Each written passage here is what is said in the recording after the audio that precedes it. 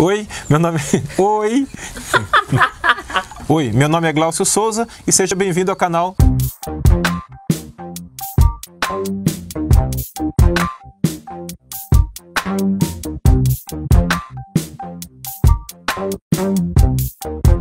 Deus precisa de um povo? Nós sabemos que Deus escolheu um povo. E aqui eu quero deixar claro para você, meu irmão, o fato de Deus ter escolhido um povo não significa que Ele colocou os demais de lado. A eleição é um ato de graça, de generosidade de Deus, que escolhe um povo e escolhe esse povo para que esse povo possa ser sinal para os demais povos de que existe um Deus que age na história, que atua na história e é diferente dos outros deuses. Para ficar mais claro isso que eu estou falando para você, você tem que ter em mente a seguinte coisa: a fé em Deus ou nos deuses não é um patrimônio somente de Israel. Antes de Deus chamar o povo dele lá, que estava cativo no Egito, já existiam outros povos politeístas, ou seja, com vários deuses.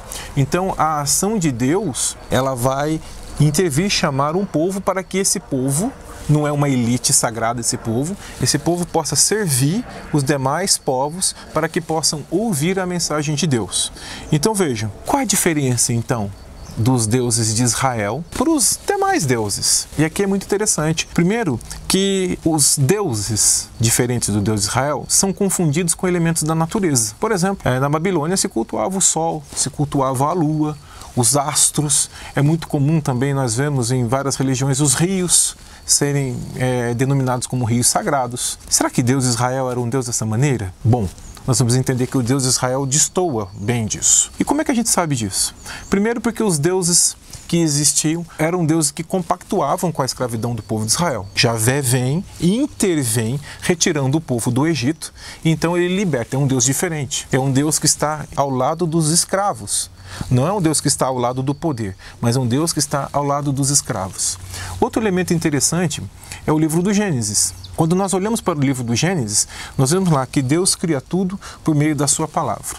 Para a gente interpretar o livro do Gênesis de uma maneira razoável, não pretendo fazer uma exegese profunda do texto aqui e nem uma hermenêutica rebuscada. O primeiro elemento é que Deus cria tudo por meio da sua palavra. Vejam, e quando nós falamos de palavra, quando nós falamos, nos comunicamos um com o outro, nós comunicamos aquilo que é interior, aquilo que é próprio, aquilo que é nosso. Então Deus revela aquilo que Ele é e Ele chama à existência. Diferente dos deuses babilônicos. No mito da criação babilônica, os deuses eles lutam, eles guerreiam. Então a criação é fruto de uma guerra. Na perspectiva do Deus de Israel, a criação é fruto de um desejo, de uma palavra comunicante, de uma vida comunicante. Quer falar alguma coisa? Não. Não posso continuar? Outro elemento interessante é que Deus, Ele cria, e aqui ele não nomeia nem sol nem lua, Deus cria luzeiros. Aquilo que era chamado por sagrado, Deus agora apresenta para nós, o livro do Gênesis apresenta para nós como apenas um luzeiro. Isso vai dessacralizando todas as coisas da vida. Para que isso? Por um motivo só. Deus é diferente de tudo que é criado. Então, quando nós damos valor divino para as coisas, a Bíblia chama isso de idolatria. Porque Deus ele é diferente, Deus é o outro. Deus está fora dessa conexão. Isso é um ponto muito interessante. Portanto, os astros não são chamados mais de divinos. Outros elementos podem ser pegos nesse livro do Gênesis. Primeiro, nos deuses da Babilônia, os deuses não trabalhavam. O Deus de Israel trabalha 6 dias. Dos deuses da Babilônia, ele colocavam escravos para trabalhar. Deus trabalha e pede um dia do descanso. Veja como o Deus de Israel, então, ele é a favor da vida humana. O Deus de Israel, ele sempre promove e defende a vida humana. Interessante isso se nós aprimorarmos. Veja, eu estou falando do livro do Gênesis. Vamos pular a Bíblia quase que inteira e vamos chegar no livro do Apocalipse? No livro do Apocalipse nós vemos então que Deus vai falando da vida, da salvação do seu povo, e Deus fala que esse povo vai viver uma vida nova, onde tudo será novo, o mundo será novo. Não somente a alma das pessoas, mas a matéria das pessoas, a cultura será renovada, tudo será renovado. Veja, e quando o autor bíblico fala de um mundo novo, ele começa a citar algumas características ali bíblicas, ali do livro de Apocalipse, capítulo 21, versículo 19 seguinte, onde vai falar das pérolas, do diamante, do ouro, da safira. Vejam, são elementos valiosos do mundo todo que vão sendo restaurados por Deus. Isso é muito interessante. Significa dizer, então, que no final da vida, ou o futuro da nossa vida não é catástrofe. O futuro da nossa vida é rico de esperança. Esperança de vivermos juntos numa nova sociedade. Mas aí você pergunta, o que tem a ver isso com o povo de Deus? Eu te explico. Olha só, quando o livro do Apocalipse fala dessa beleza toda, veja, Gênesis fala de um Deus que quer uma nova sociedade. O livro do Apocalipse fala de um Deus que quer uma nova sociedade. O nome dessa nova sociedade chama-se salvação de todo mundo. Mas como é que Deus pode salvar todo mundo?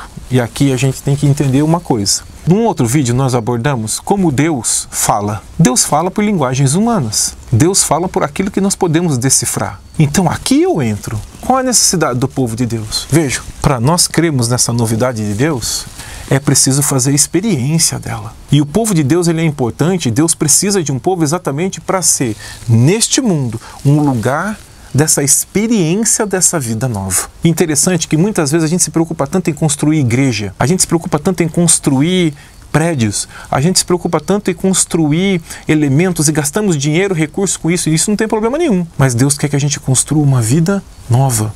Então, para que o povo de Deus? O povo de Deus serve de sinal, de sacramento, de sinal neste mundo, que existe um povo que acredita num novo modelo de vida, de um novo modelo de vida onde todas as preciosidades, eu quero dizer para você, você é uma preciosidade de Deus.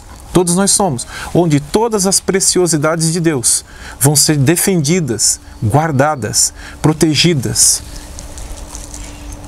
Invólucro, como é que é? Invólucro, como é que é o nome daquela palavra? Envolvidas pelo amor e pelo cuidado de Deus. Então o povo de Deus, ele não é melhor do que povo nenhum, mas o povo de Deus é aquele que entendeu que existe um novo sentido para viver essa vida, e é sinal desse novo sentido para viver. Que pena que muitas pessoas olham para nós, que dizemos ter fé em Cristo, e não vê essa vida nova. Que pena que muitas pessoas olham para nós, veem muito discurso religioso, mas pouca prática de um cultivo de uma vida baseada na justiça, no amor e no reino de Deus.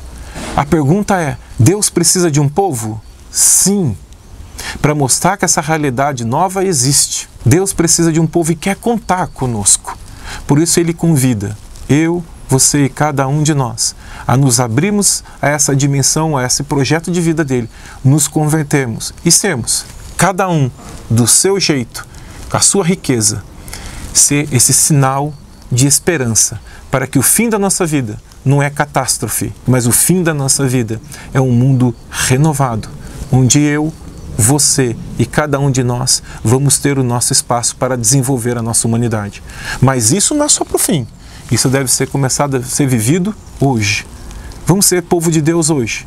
Não porque andamos com uma Bíblia embaixo do braço, não porque andamos com sinais religiosos, mas porque dentro de nós existe um projeto que nos impulsiona a viver a vida de modo diferente, sendo fermento na massa, sendo luz para o mundo e sendo sal para essa terra.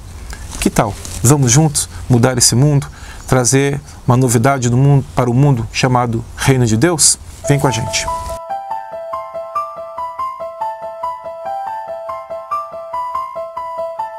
Agora fala, né? Todo final de vídeo que você for falar, você tem que falar, mano. Se inscreva no nosso canal, ative o sininho para você receber as notificações. No nosso canal. Curta o nosso canal, deixe o seu comentário e nos ame intensamente. Isso. Nos ame intensamente, se inscreva no nosso canal, deixa seu like, curta, coloque seus comentários. Meu irmão, vai lá e se inscreve agora, velho. Vem com a gente que tem muita coisa boa para você. Valeu? Grande abraço.